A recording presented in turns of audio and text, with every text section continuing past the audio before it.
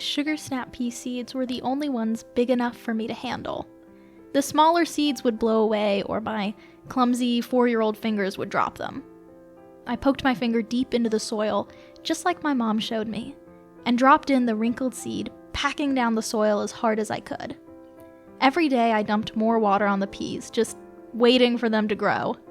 I imagined eating sugar snaps off vines taller than I was. My mom would look over my shoulder. "Honey, the peas don't like that much water. You have to be gentle." I grew up homeschooled.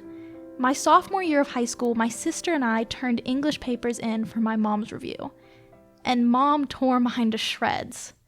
My older sister's essay grades were always just a little bit better than mine. I tried every writing technique in my textbooks, but it was never enough. I gave you an A in the class, but I really shouldn't have. College is not going to be as easy. I procrastinated writing every single one of my college application essays, paralyzed by the fear of them being less than perfect.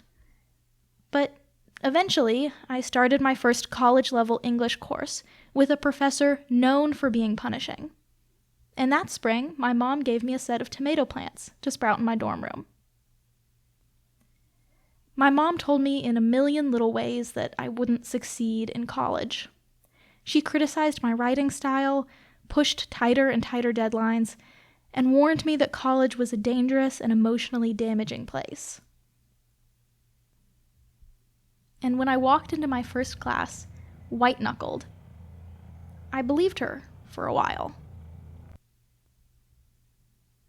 During finals week, to finish an essay, I pulled 3 consecutive all-nighters in the library.